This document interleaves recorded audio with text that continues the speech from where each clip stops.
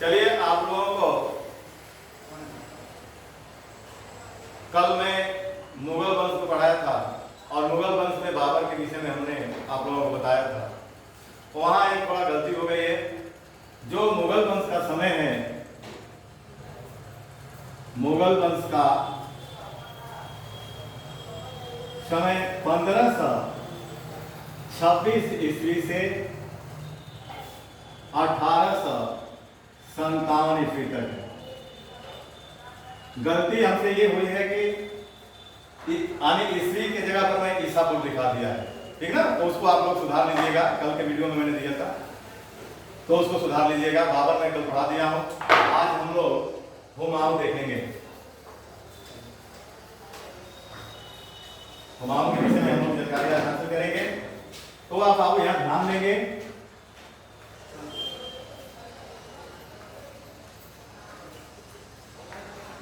यानी मुगल वंश का दूसरा बादशाह कौन बना था? हुमायूं। और इसका समय है 1523 ईस्वी से 1556 ईस्वी। 1530 से 1556 ईस्वी। अब देखेंगे कि हुमायूं बाबर के 4 पुत्रों में हुमायूं सबसे बड़ा पुत्र था और दूसरे नंबर पर कामरान था, तीसरे नंबर पर अस्करी था और चौथे नंबर पर हिंदाल। यानी बाबर के 4 पुत्रों में हुमायूं सबसे बड़ा था और हुमायूं का जन्म 6 मार्च 1508 ईस्वी में काबुल में हुआ। कहां हुआ था? काबुल में हुमायूं का जन्म हुआ था। हुमायूं के माता का नाम महामनगा था। यानी हुमायूं के माता का नाम क्या था? महामनगा। महामनगा,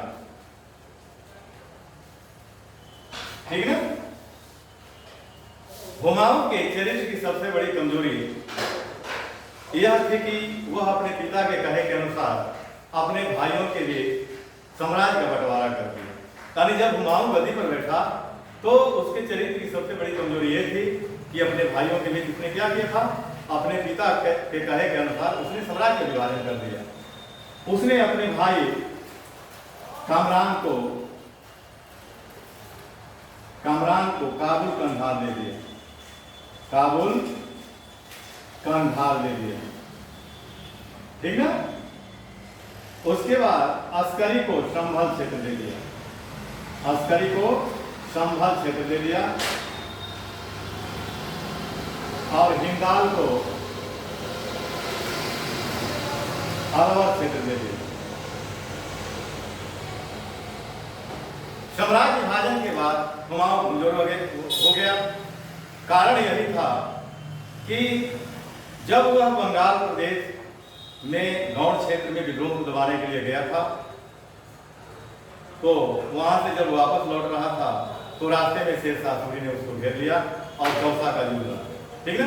लेकिन चौसा युद्ध से पहले हम ये देखेंगे हुमायूं के जो सैन्य अभियान, ठीक है। तो पहले हम जाने हुमायूं द्वारा सैन्य अभियान। ये बहुत महत्वपूर्ण पॉइंट है। सैन्य अभियान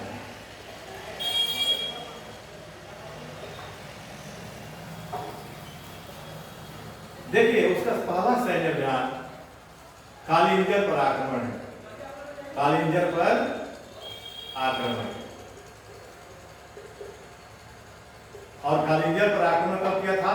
1532 ईस्वी। यानी 1532 ईस्वी में हुमायूं कालिंजर पर आक्रमण किया, ठीक है। और आक्रमण क्यों किया था? क्योंकि गुजरात का जो शासक बहादुर शाह था उसके शत्रुओं को रोकने के लिए उसने कालिंजर पर आक्रमण किया, ठीक है। उसके बाद दूसरा 1532 ईस्वी में ही दौहरिया का युद्ध लड़ा। दौहरिया का युद्ध लड़ा और यह युद्ध किसके साथ लड़ा था? तो इस युद्ध में, दौहरिया के युद्ध में शेरशाह सूरी ने महमूद लोदी को पराजित किया था, इस युद्ध में हुमायूं किसको पराजित किया था? हुमायूं किसको? महमूद लोदी को पराजित किया। महमूद लोदी को पराजित किया, ठीक ना?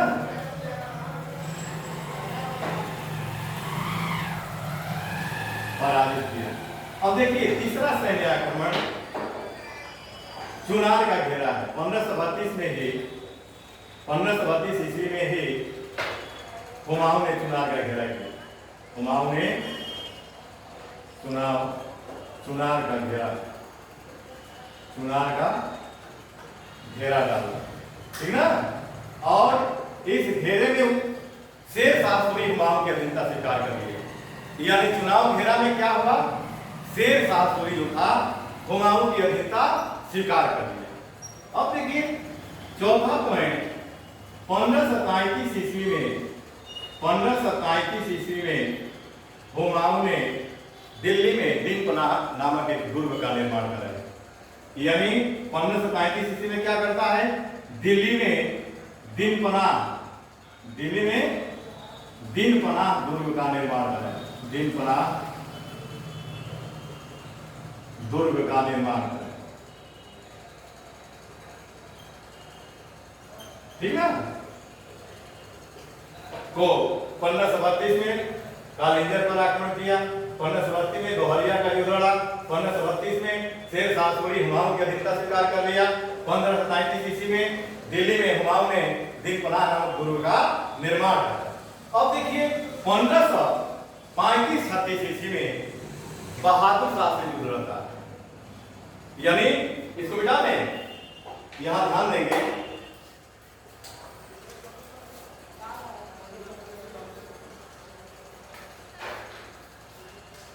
बहादुर शाह से युद्ध। बहादुर शाह से युद्ध कब? 1535-36 ईस्वी। 1535-36 ईस्वी, यहां ध्यान देंगे। और 1535-36 ईस्वी में हुमायूं बहादुर शाह से युद्ध लड़ा और बहादुर शाह पराजित होने के बाद मांडू भाग गया। यानी हुमायूं ने इसको क्या किया? यानी इस युद्ध में हुमायूं ने बहादुर शाह को पराजित किया। ठीक ना? पराजित किया। हारने के बाद बहादुर शाह मांडू भाग गया। कहां भाग गया? मांडू भाग गया, ठीक ना? अब देखिए 1536 ईस्वी में हुमायूं गुजरात और मालवा पर अधिकार कर लिया। गुजरात और मालवा पर अधिकार कर लिया। मालवा पर अधिकार कर लिया, ठीक ना? 1538 ईस्वी में हुमायूं के समय में बंगाल के गौड़ क्षेत्र में विद्रोह हो गया था और उसी विद्रोह को दबाने के लिए हुमायूं बंगाल के गौड़ क्षेत्र गया और वहां जाकर देखा, यानी बहुत लाशों का ढेर देखा। गौड़ क्षेत्र में बहुत लाशों का ढेर देखने के बाद उसका नाम, गौड़ क्षेत्र का नाम उसने जनताबाद कर दिया, ठीक है? जब वहां से वापस लौट रहा था तो रास्ते में 1539 ईस्वी में चौसा नामक स्थान पर शेर शाह सूरी को घेर लिया था और शेर शाह सूरी ने चौसा युद्ध में हुमायूं को पराजित किया। तो हम अब देखेंगे चौसा युद्ध। चौसा युद्ध में क्या हुआ? चौसा का युद्ध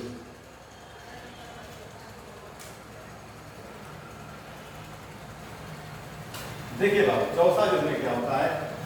1539 में युद्ध लड़ा गया। कब लड़ा गया था? 1539 ईस्वी में। और इस युद्ध में शेर शाह सूरी हुमायूं को पराजित किया। शेर शाह सूरी हुमायूं को पराजित किया। यहां ध्यान देंगे, हुमायूं को पराजित किया।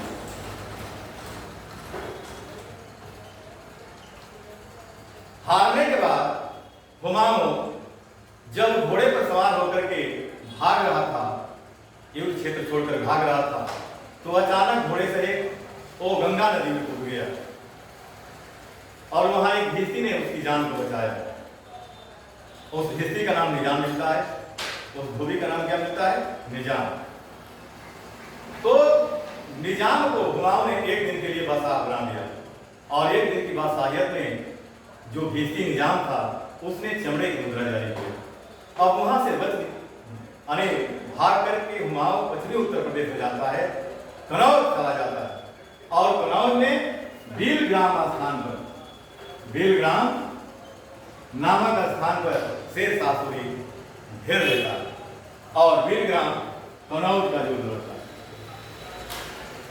एक तो पहला युद्ध हुआ, दूसरा युद्ध हो गया भीलग्राम या कनौज का युद्ध भी कहते हैं, ठीक है इसको। और ये कब लड़ा गया था? 1540 ईस्वी में। अब देखिए इसमें क्या, यानी शेर शाह सूरी इस युद्ध में भी हुमायूं को पराजित किया था और हुमायूं को उसके दो भाइयों ने इस युद्ध में हुमायूं की सहायता किया था, अस्करी और हिंगाल। यानी युद्ध में हुमायूं के साथ उसके दो भाई थे, अस्करी हिंगाल दोनों थे, लेकिन इस युद्ध में भी शेर शाह सूरी ने हुमायूं को पराजित कर दिया। इस युद्ध में हारने के बाद अफगानों का भारत में एक बार पुनः जो है सत्ता स्थापित हो गई और इस युद्ध में हारने के बाद हुमायूं फारस भाग गया। कहां? भारत, ईरान चला गया और वहीं पर निर्वासन जीवन काल व्यतीत करते हुए वो अपने छोटे भाई हिंगाल के आध्यात्मिक गुरु मीर सैयद अली की पुत्री हमीदा बानो बेगम के साथ 1541 ईस्वी में, कब ये जानते रहिएगा, 1541 ईस्वी में वो हमीदा बानो बेगम के साथ क्या किया? विवाह किया। हुमायूं किसके साथ विवाह किया था? हमीदा बानो बेगम, हमीदा बानो बेगम के साथ वो विवाह कर लिया, जिसके गर्भ से कालांतर में 15 अक्टूबर 1542 ईस्वी में अमरकोट में राणा बिरसाल के दरबार में अकबर का जन्म हुआ। ठीक ना? तो यहां ध्यान दीजिएगा कि निर्वासित जीवन जब व्यतीत कर रहा था हुमायूं, उसी समय में वो विवाह किया था। तो ये देखिए, विवाह उधर निर्वासन जीवन व्यतीत करते हुए तो विवाह कर लिया, इधर से शाह सूरी क्या किया था? सम्राज्य विस्तार में लगा हुआ और उसमें 1545 में, कब? 1545 ईस्वी में शेर शाह सूरी ने कालिंजर पर आक्रमण कर दिया। कहां आक्रमण कर दिया? कालिंजर पर आक्रमण कर दिया, ठीक ना? और उस समय कालिंजर का राजा कौन था? कालिंजर का राजा कीरत सिंह। कौन थे? कीरत सिंह। ये ध्यान दिया जाएगा।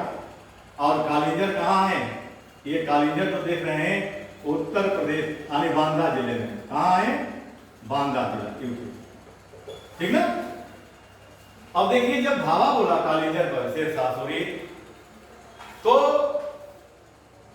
वहां का जो राजा कीरत सिंह थे किलों के अंदर छिप गए, लेकिन शेर शाह सूरी अपने सैनिकों को किले पर आक्रमण करने के लिए आदेश दे दिया और यह भी आक्रमण कर दिया शेर शाह सूरी ने। लेकिन जब कालिंजर के किले की दीवारों पर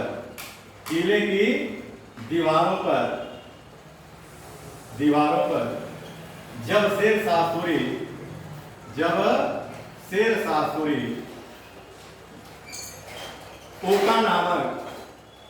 ओका नामक बारूद का गोला फेंक रहा था, तो वह गोला किले की दीवारों से छिटक कर उसके सिर पर आ गिरा और उसी में जल करके वो भस्म हो गया। यानी 1545 में शेर शाह सूरी का कालिंजर अभियान के दौरान निधन हो गया। अब देखिए, हुमायूं अपने भाई को पुनः आजमाता है। जब उनको पता चला कि शेर शाह सूरी का निधन हो गया, तो उसने अपने भाई को पुनः आजमाया, ठीक ना? और उसने 1545 में कंदहार को जीत लिया। वो रुकता नहीं है, वो भी भारत से चल देता। तो उसने क्या किया हुमायूं ने कि 1545 ईस्वी में 1545 ईस्वी में हुमायूं ने कंदहार को जीत लिया। किसको जीत लिया? कंदहार, कंदहार को जीत लिया। कंदहार कहाँ है? अफगानिस्तान में, ठीक है। अब देखिए 1555 में, अब देखिए भारत को कैसे आता है हुमायूं। 1555 ईस्वी में उसने लाहौर को जीत लिया, लाहौर को जीत लिया, ध्यान देते रहिएगा। और 1555 में ही 1555 ईस्वी में ही मछीवाड़ा का युद्ध लड़ा, मछीवाड़ा का युद्ध। और देखिए इस युद्ध में नसीब खां और कतार खां, ये दो अफगानी थे। मछीवाड़ा का युद्ध हुमायूं कब लड़ा था? 1555 ईस्वी में। और इस युद्ध में किसको हराया? नसीब खां और कतार खां को। तो हुमायूं इस युद्ध में नसीब खां और कतार खां को हराया और कतार खां को पराजित किया। देखना बाबू, अब देखिए 1555 में ही एक और युद्ध लड़ता है। 1555 ईस्वी में सरहिंद का युद्ध, सरहिंद का युद्ध। और इस युद्ध में हुमायूं ने सिकंदर सूर को पराजित किया। शेर शाह सूरी का बड़ा लड़का था सिकंदर सूर, उसी को पराजित किया। इस युद्ध में किसको पराजित किया? हुमायूं सिकंदर सूर को पराजित किया, सूर को पराजित किया।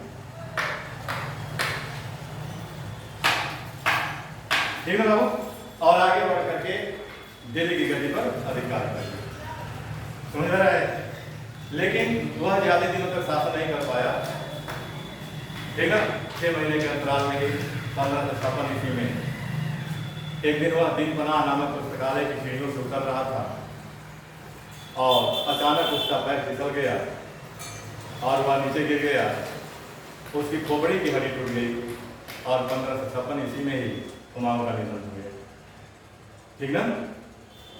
देखिए हुमायूं के निधन के विषय में लेनपुन, इतिहासकार लेनपुन ने लिखा है कि हुमायूं जीवन भर लड़खड़ाता रहा और लड़खड़ाते हुए उसकी मृत्यु हो गई। हुमायूं का मकबरा दिल्ली में, समझ में आ रहा है। उसकी पत्नी हाजी बेगम ने बनवाई थी। हुमायूं के मकबरे का निर्माण किसने करवाया है? उसकी पत्नी हाजी बेगम ने। देखिए हुमायूं के मकबरे इस तरह से बनते हैं, थोड़ा हम उसके विषय में जान जाएंगे।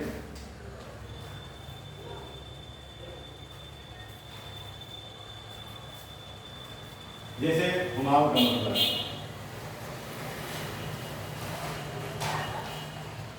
हुमायूं का मकबरा निर्माण किसने कराया था? निर्माण हाजी बेगम, हाजी बेगम। उसकी पत्नी का नाम क्या है? हाजी बेगम, हमीदा बानो बेगम, ठीक है, ये नाम मिलता है। अब स्थित कहाँ है? तो नई दिल्ली में। कहाँ है? दिल्ली में। तीसरा पॉइंट, इसमें सफेद संगमरमर का प्रयोग किया गया है। इसमें सफेद संगमरमर का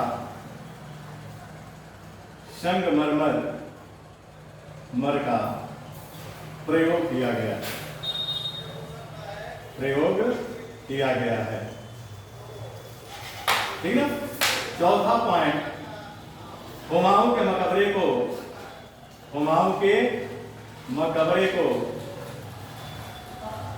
मकबरा को तुर्कों का कब्र कहा गया है, तुर्कों का कब्रगाह कहा गया है, ठीक है। चौथा पॉइंट, इस मकबरे को यानी हुमायूं के मकबरे को, हुमायूं के मकबरे को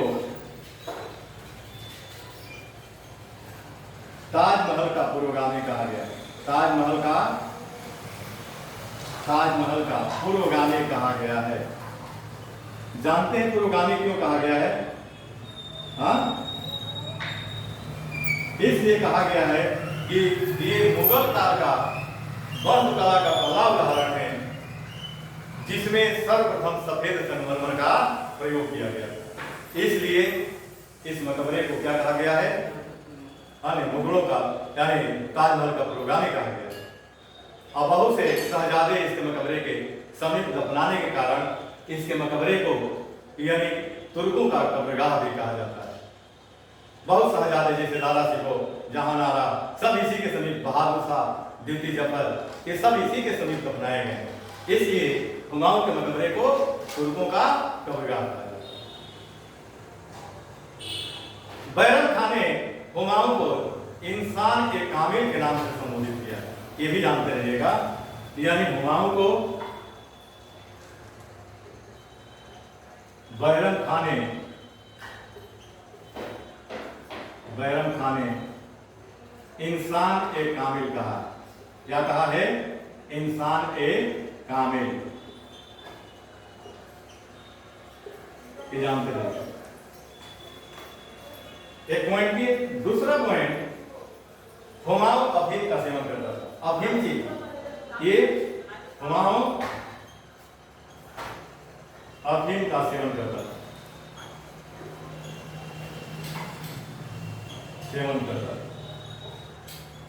ठीक है। अगला पॉइंट, यह ज्योतिष में विश्वास करता था। ये पहला मुगल बादशाह है हुमायूं जो ज्योतिष में विश्वास करता था। ज्योतिष में विश्वास करता था, ठीक ना। और सप्ताह यानी प्रत्येक दिनों के आधार पर यह भिन्न भिन्न रंगों का वस्त्र धारण करता था। जैसे सोमवार के दिन यह सफेद वस्त्र धारण करता था, यानी रविवार के दिन वो पीला वस्त्र धारण करता था, सोमवार के दिन सफेद वस्त्र धारण करता था और शनिवार के दिन वह काले रंग का वस्त्र धारण करता था, ठीक ना। तो ये हुमायूं के इतने पॉइंट बनते हैं। देखिए कल बाबर हमने पढ़ा रहा था, थोड़ा एक पॉइंट छूट गया है, उसको इस हुमायूं में मैं बता दे रहा हूँ। देखिए मैं बाबरनामा जब बताए थे, इस पर थोड़ा बल दीजिएगा। तो जो बाबर की आत्मकथा तुजुके बाबरी है, जिसको बाबरनामा कहते हैं, तो उसमें जानते हैं क्या वर्णन मिलता है? भारत के राजनीतिक दशा के विषय में जानकारी मिलती है, यानी उस समय के भारत के राजनीतिक दशा के विषय में जानकारी मिलती है, भारत के जीवन स्तर के विषय में जानकारी मिलती है। और बाबरनामा में बाबर ने भारतीय पशु पक्षियों और फूलों के विषय में जानकारी दिया है। और उसने भारत में 5 मुस्लिम राज्यों का वर्णन किया है और 2 हिंदू राज्यों का वर्णन किया है। और 5 मुस्लिम राज्यों का जो वर्णन बाबरनामा में मिलता है वह बंगाल, पहला बंगाल, दूसरा दिल्ली, तीसरा मालवा, चौथा गुजरात और 5वां बहमन। यानी बाबर ने अपनी आत्मकथा तुजुके बाबरी में 5 मुस्लिम राज्यों का वर्णन किया है, जो मैंने आपको बता दिया। कौन कौन? बंगाल, दिल्ली, मालवा, गुजरात और बहमनी। और 2 हिंदू राज्यों का वर्णन किया है उसने, मेवाड़ का वर्णन किया है और विजयनगर का उल्लेख किया है। और विजयनगर के विषय में उसने बताया है कि तत्कालीन शासकों में, भारत के तत्कालीन शासकों में सबसे शक्तिशाली शासक भारत का कृष्णदेव राय। तो इतना जानते रहिएगा। तो आज यहीं तक रहने दे जाए, फिर कल अकबर हम पढ़ाएंगे।